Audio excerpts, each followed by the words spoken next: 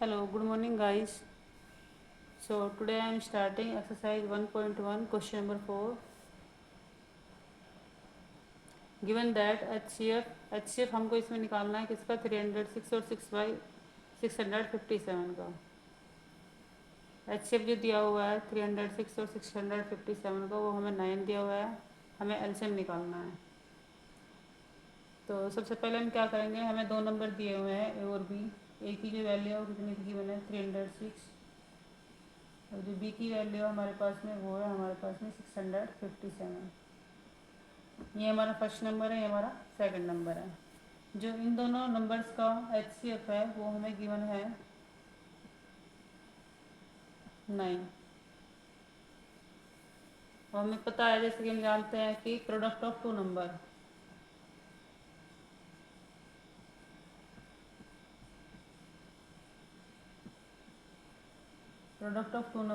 Equal to हमारा होता है HCF into LCM।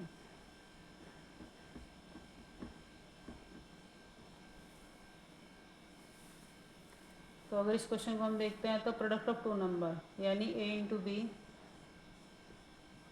Equal to हमारा होगा HCF इंटू LCM के।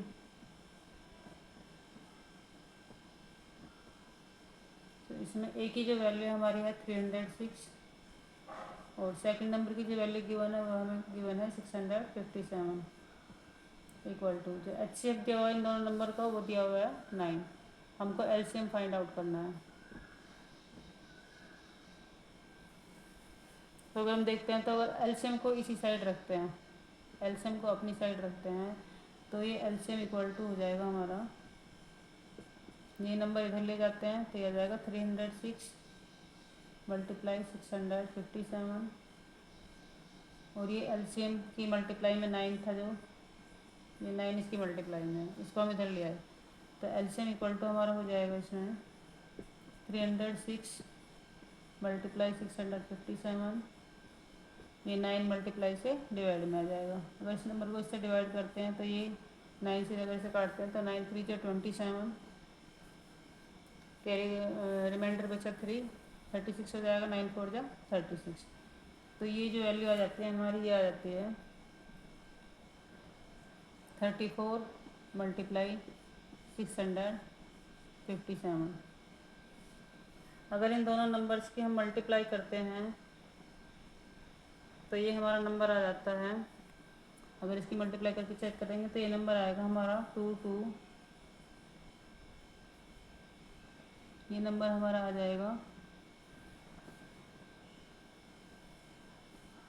22338।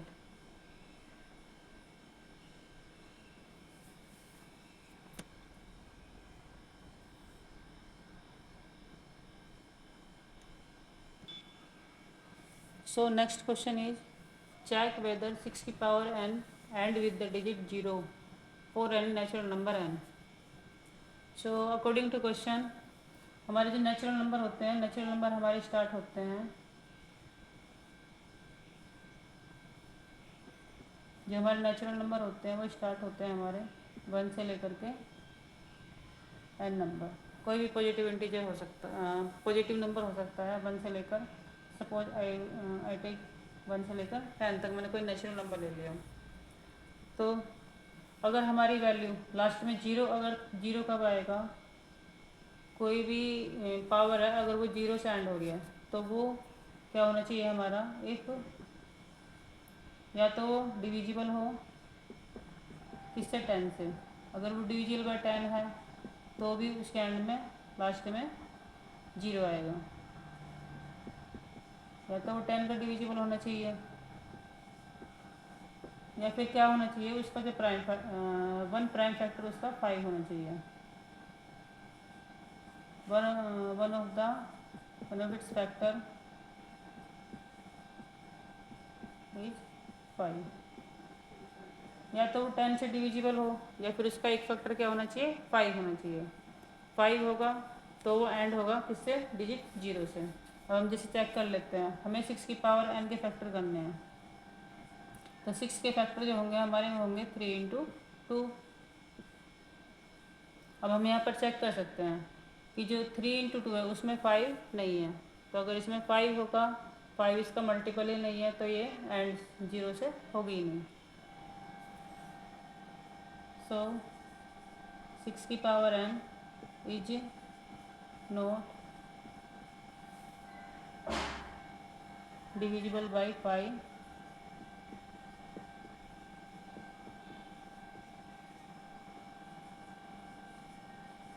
5। So it is not ending with 0. 6 की power n doesn't end with digit 0, digit 0। अगर हम वैसे भी इसको चेक करते हैं तो 6 की पावर n, 6 की पावर n का मतलब है कोई भी नेचुरल नंबर हम यहाँ पर रखेंगे तो 6 की पावर 1 कितना आएगा हमारा 6 आएगा। अगर हम 6 की पावर 2 करते हैं तो इतना आएगा हमारा 36 आएगा। 6 की पावर अगर हम 3 करते हैं तो ये हमारा 216 आएगा। सो आप देख सकते हैं कि लास्ट डिजिट जो इसमें जा रही है हमेशा कितनी जा रही है, 6 जा रही है। सो अगर इसका मल्टीपल 5 होता तो ये एंड होता 0 से, otherwise it will not be divisible by.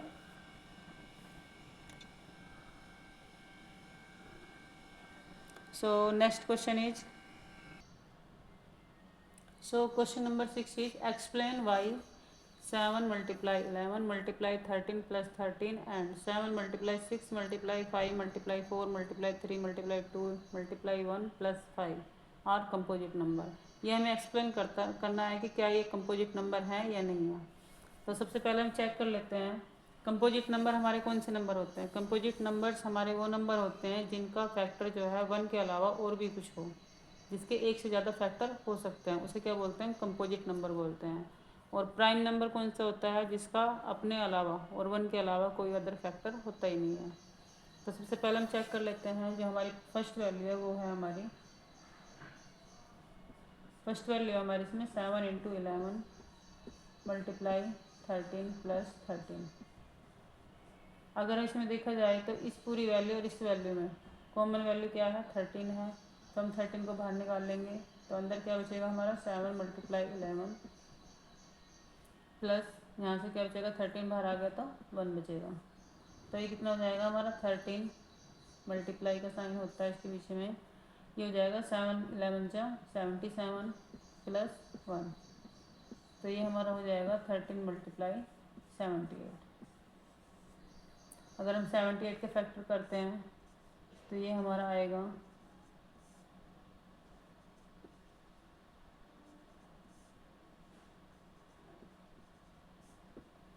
ये हमारे फैक्टर आएंगे 13 मल्टीप्लाई 2 मल्टीप्लाई 3 मल्टीप्लाई 13, या इसको हम लिख सकते हैं 13 का square multiply 2 multiply 3।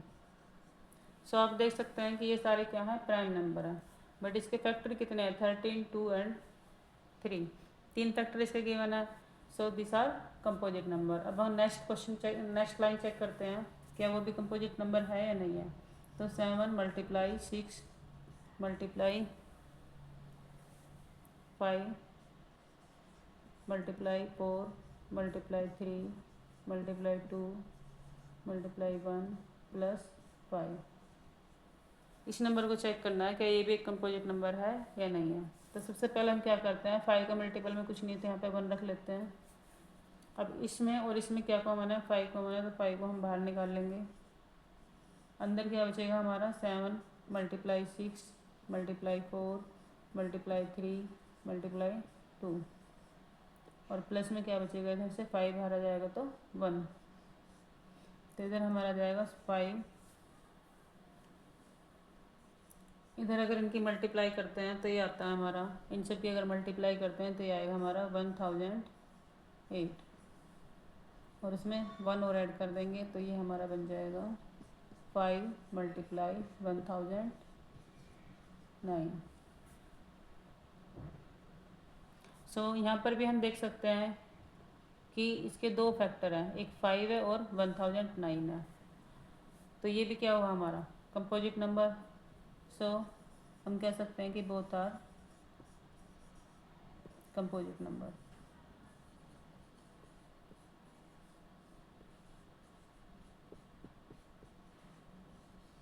Both are composite number.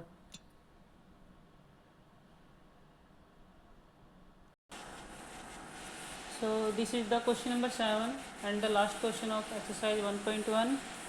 इसमें क्या गिवन है, there is a circular path around a sports field. एक स्पोर्ट्स फील्ड है और उसके चारों तरफ क्या है, एक राउंड एरिया है. तो उसने क्या बोला है, Sonia takes 80 minute to drive 1 round of the field. Suppose Sonia ने स्टार्ट किया यहाँ से इसने चलना स्टार्ट किया. स्टार्टिंग पॉइंट हो गया, ये स्टार्टिंग पॉइंट है दोनों का. तो स्टार्टिंग पॉइंट से चलना शुरू किया और वो पूरा राउंड एक क्लियर करने में कितना टाइम ले लिया, 18 मिनट ले लिया. तो सोनिया जो टाइम ले रही है वो कितना ले रही है,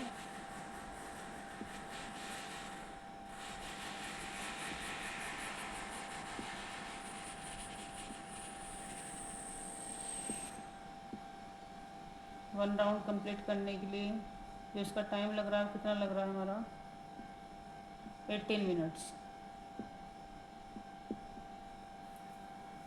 उसके बाद में क्या, while Ravi takes 12 minute for the same. Ravi भी यहीं से स्टार्टिंग पॉइंट से स्टार्ट करता है चलना और वो भी एक राउंड कंप्लीट करने के लिए कितना टाइम ले रहा है, 12 मिनट्स.